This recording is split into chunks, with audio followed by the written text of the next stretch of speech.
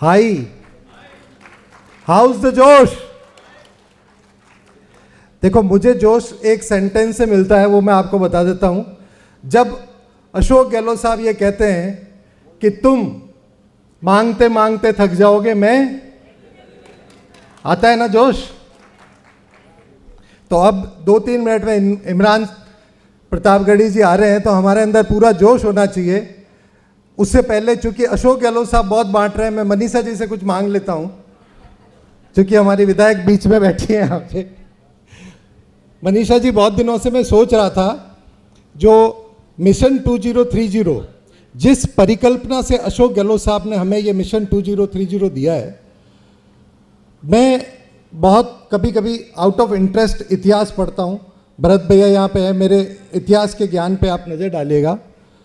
लगभग 2,500-3 हज़ार साल से, ज़्यादा बातें लंबी नहीं करूँगा, शॉर्ट करूँगा, लेकिन 2,500-3 हज़ार साल से हमें कोई न कोई राजनीतिक व्यवस्था मिलती है। जैसे राजाओं की मिलती है, डिक्टेटरशिप की मिलती है। पिछले 200-250 सालों में हमें लोकतंत्र मिला, लेकिन पिछले 100 सालों में ही हमें ऐसा लोकतंत्र मिला जिसमें यूनिवर्सल फ्रेंचाइजी होती है। बात समझने की कोशिश करना। यूनिवर्सल फ्रेंचाइजी जो हमें 1947 में मिली, अमेरिका के अंदर फीमेल को वोटिंग राइट 1920 में मिला। तो मैं कहता हूँ लगभग कंप्लीट डेमोक्रेसी जो है वो 100 सालों पहले हमें मिली है। पूरे वर्ल्ड की बात कर रहा हूँ। अभी भी बहुत सारी ऐसी कंट्रीज है जहाँ पे कंप्लीट डेमोक्रेसी नहीं मिली।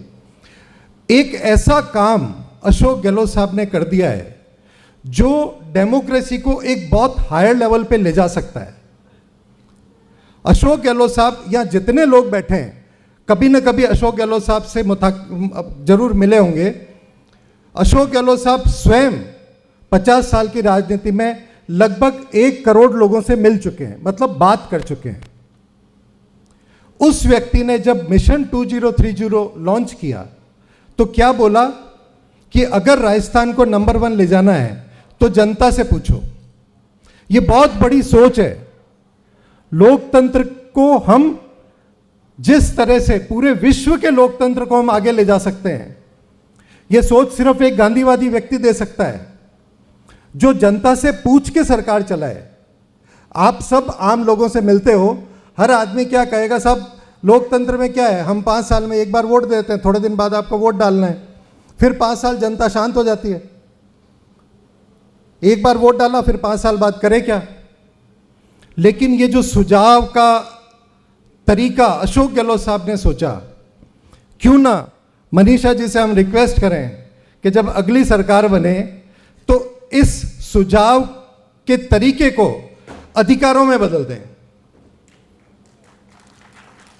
जैसे सूचना का अधिकार मिला, राइट टू हेल्थ हमारी इस विधानसभा ने दिया, राइट टू मिनिमम इनकम पूरे हिंदुस्तान के अंदर पहली बार राजस्थान के अंदर हमें मिली है, और भी बहुत सारे अधिकार हमें कांग्रेस सरकार ने दिए हैं। आप सोचिए, अगर सुझावों का अधिकार हमें मिल गया तो हर साल सारी पॉपुलेशन सोचेगी कि लोकतंत्र को कैसे आगे बढ़ाया जाए। 15 दिन का समय मिले, जब सारे अधिकारी ये बताए कि 1 साल क्या हुआ, उस पे हम सब सुझाव दें और फिर वो सारे सुझाव पब्लिक डोमेन में आए, जिससे हम राजस्थान को एक तेज गति से आगे बढ़ा सकें। और ये अगर तरीका हिंदुस्तान में अगर लागू कर दिया और पूरे विश्व में लागू कर दिया तो लोकतंत्र, जिसे मैं बाल्यावस्था में बोलता हूं, क्योंकि सिर्फ अभी हम वोट ही तो डाल रहे हैं, पूरी दुनिया में, अमेरिका में भी 4 साल में एक बार वोट डाला जाता है।